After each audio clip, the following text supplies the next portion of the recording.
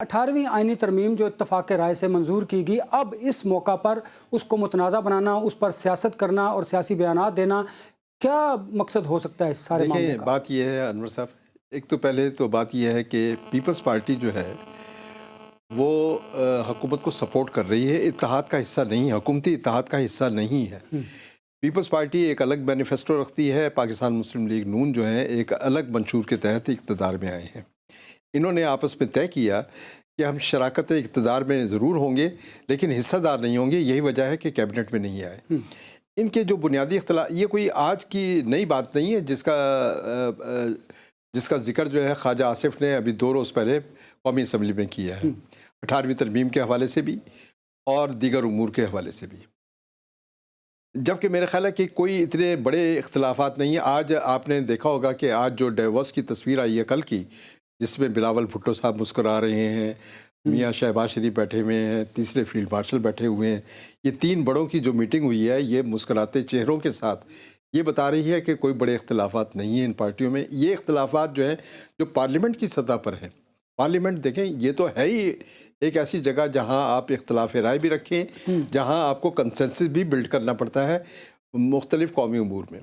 Peoples party जिनका peoples party के साथ जो मुतनाज़ उमूर हैं उसमें 18वीं तरमीम यकीनन एक बड़ा अहम इशू है। 18वीं तरमीम के हवाले से ये इशू उस वक्त पैदा हुआ जब पाकिस्तान मुस्लिम लीग नून जो है उसने एक नई तरमीम पेश की जिसके तहत इसकी तैयारी की थी अभी, और इसके ज़रिए एक नेशनल करिकुलम के क़याम के लिए तालीम के शोबा जो है वो वापस फेडरल गवर्नमेंट को देना था। ये तजावीज़ जब सामने आई तो पीपल्स पार्टी ने सख्त नाराज़गी का इजहार किया। दूसरा जो अहम मसला था वो ये था NFC अवार्ड का। पाकिस्तान मुस्लिम लीग नून की हुकूमत ये कह रही है कि NFC के अवार्ड में फेडरल गवर्नमेंट को हिस्सा मिलना चाहिए, NFC के अवार्ड में एक आज़ाद कश्मीर का और गिलगित बल्तिस्तान के हिस्से भी होने चाहिए। वो इस्लामाबाद का हिस्सा इसलिए मांगते हैं कि फेडरल गवर्नमेंट जो है सूबाई असम्बलियों को जब भी उनको ज़रूरत होती है फेडरल फोर्सेस फराहम करती है, रेंजर जाते हैं या फेडरल कांस्टेबलरी जाती है, तो ये फेडरल फोर्सेस जब सूबों की मदद के लिए जाते हैं वो कहते हैं जी कि ये हम अपने जो वसाइल हैं उसमें से ये खर्च करते हैं, वहाँ भेजते हैं, उनके काम करते हैं। तो ये सूबों के लिए भी होना चाहिए कि सूबे जो हैं जब हमारी फेडरल फोर्सेस को कॉल करते हैं तो उसका मुआवजा भी अता करें, और उसके लिए वो NFC अवार्ड में तरमीम चाहते हैं। लेकिन पीपल्स पार्टी नहीं मानी इस बात पर। उनका ये मौक़िफ़ है कि अवार्ड जो है वो उसका तकाजा बुनियादी ये है कि NFC अवार्ड में सूबों का जो हिस्सा है वो उसको कम नहीं किया जा सकता, उसको बढ़ाया जा सकता है। ज़ाहिर है कि जब सूबों का हिस्सा कम होगा तो फेडरल गवर्नमेंट को जो है उसका हिस्से का और आज़ाद कश्मीर को भी उसका हिस्सा मिल सकता है या GB को भी।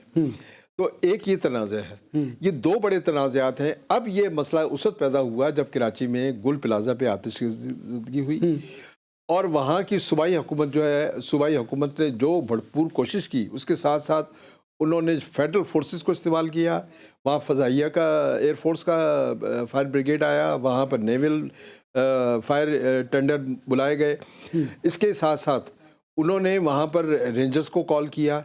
फिर ये था कि असल जो मसला था वो ये था, देखिए ये सारे काम जो हैं ये थे लोकल गवर्नमेंट के, कि अगर वहाँ पर लोकल गवर्नमेंट मजबूत होती तो ये जो तासुर है इसका अजाला हो सकता था।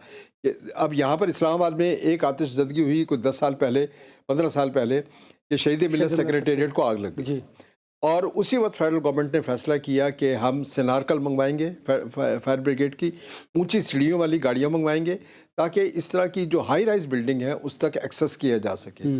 और यही वजह है कि यहाँ पर जो है पूरी तरह से बंदोबस्त किया गया।